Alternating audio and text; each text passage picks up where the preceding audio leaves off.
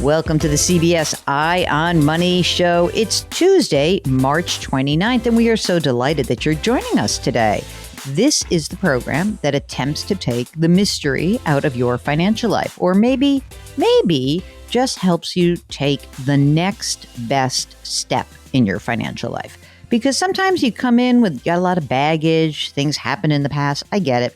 We all make mistakes. But let's get to the next best place by just chatting about what's going on in your life.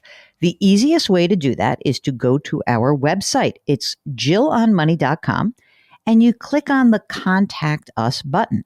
All of our delicious content lives on the jillonmoney.com website. So again, just go to the website, bookmark it so you have it. And while you're there, you can make sure that you follow our other show called Jill on Money, and you can maybe check out our radio show. It all sort of sounds alike, but different permutations. On this program, you get Mark Talercio as the co-host, which is great. Today, we are going to talk to one of our listeners. Her name is Nora, and she's on the line from Oregon. Hi, Nora. How are you? I'm great. How are you guys doing? We are doing really well. So tell us what brings you to our airwaves.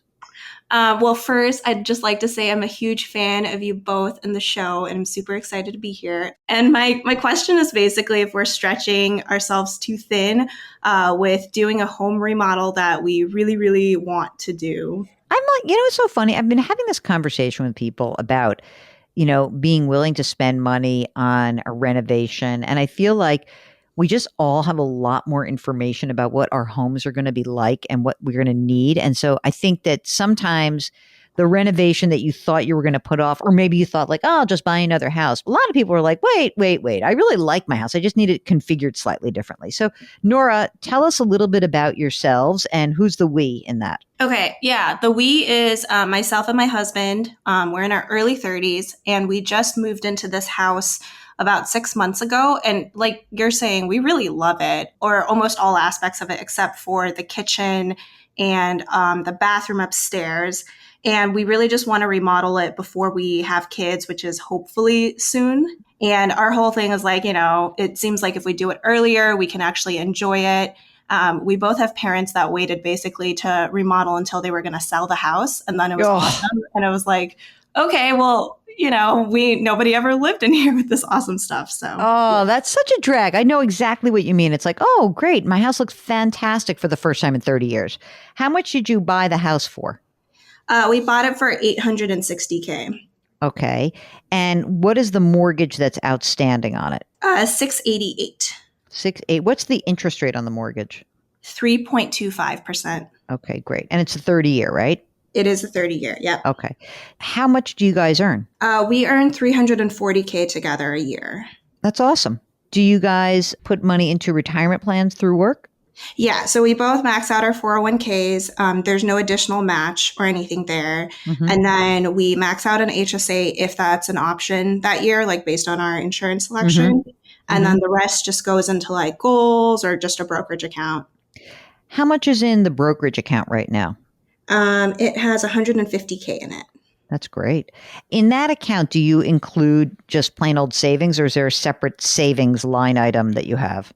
Yeah, there's a separate. So I would say cash, we have $60K, and that would be like emergency fund plus anything we're saving for specifically. Any other debt besides the mortgage? Any school loans or anything like that?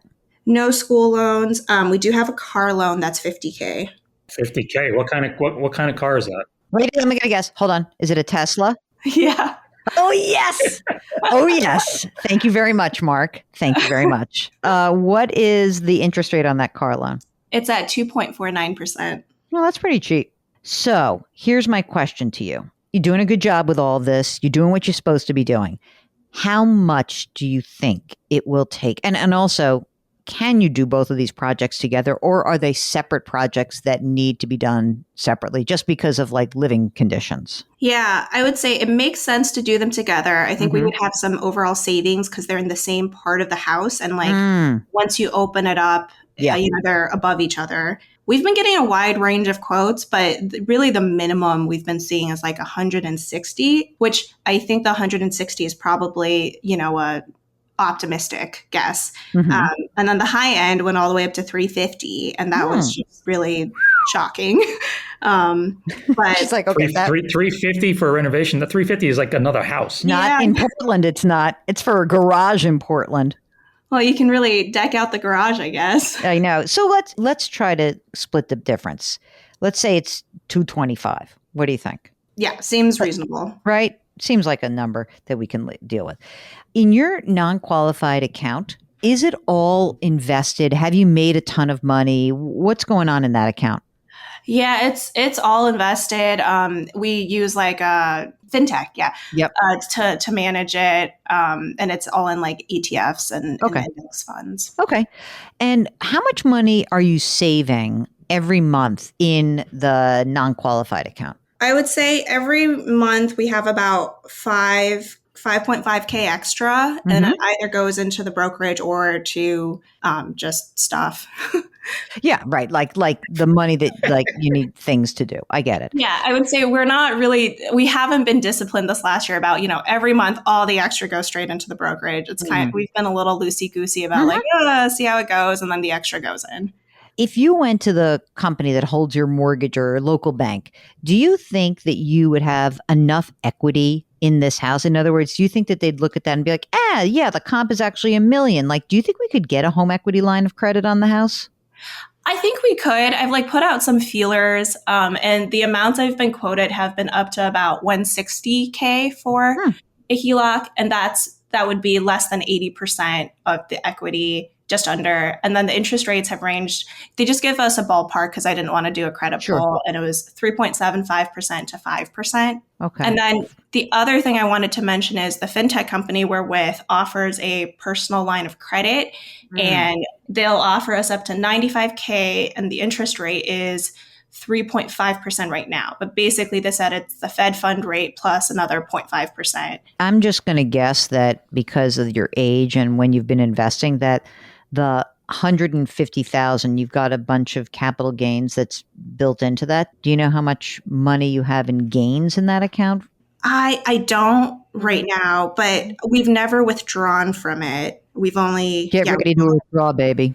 Prepare yourself because you're about to. Okay. Don't worry. It's okay. Okay, Mark, any other questions before you tell them what to do? I was just curious how much you guys have in your retirement accounts. Yeah, so in pre-tax retirement accounts, together we have 350K. In post-tax retirement accounts, together we have 130K. And then we have just like another 26 in an HSA. Good numbers, right? Yeah, that's good. That's good. It's That's all what I wanted good. to hear. I want to do this project. I mean, I want my money back from that damn Tesla, but how much did that Tesla cost? Just out of curiosity. I think all in it was 64, but Mm.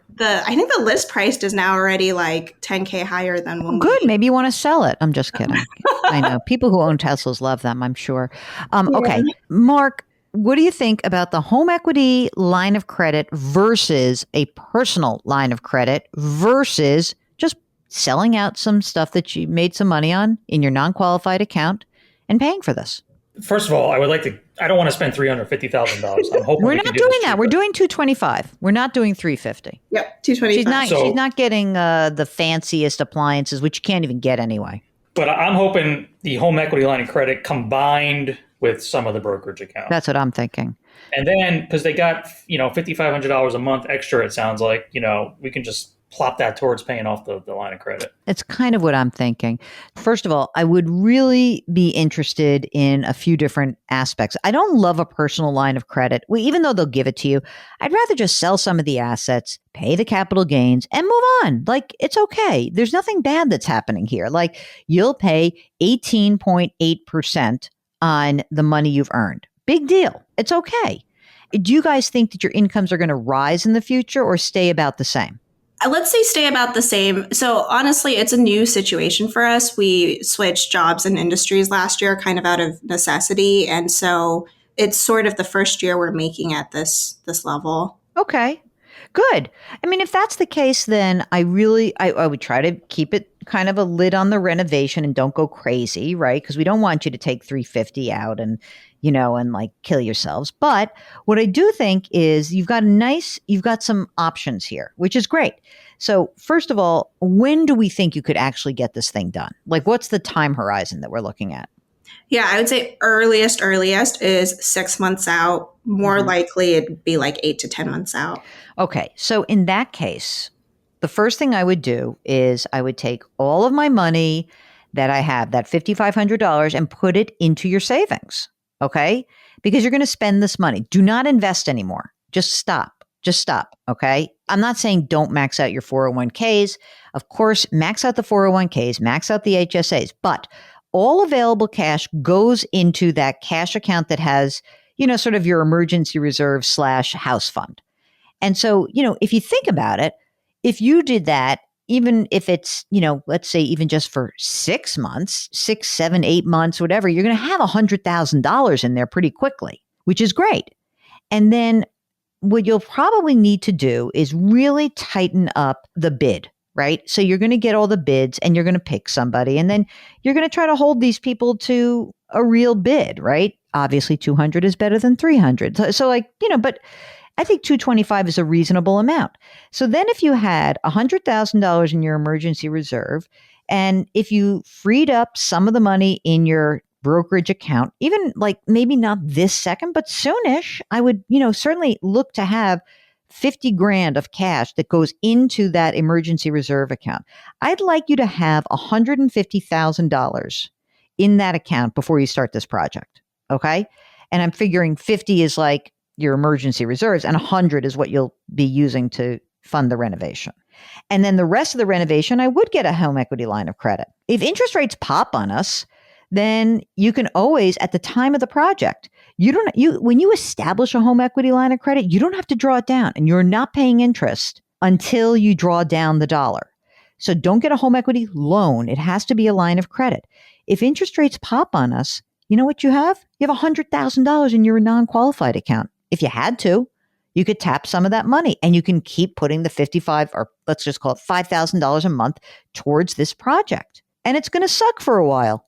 You're going to be like, oh, I want my money back, but you're still saving money in your 401ks, and you're investing in this asset called your house that you want to stay in. Yeah. Okay. Doesn't that kind of make sense?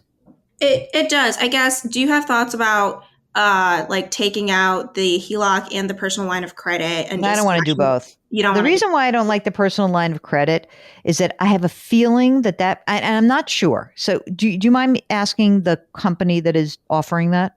Oh, sure. Yeah, it's personal capital. I'd have to really look at the terms. You'd have to be able to compare apples to apples. Because if the personal line of credit is really an asset-based loan against your account, then I'm not sure I love that, because it's essentially like a margin loan. Okay. Yes, I think so it is based on how much is in the brokerage account, which is held with them.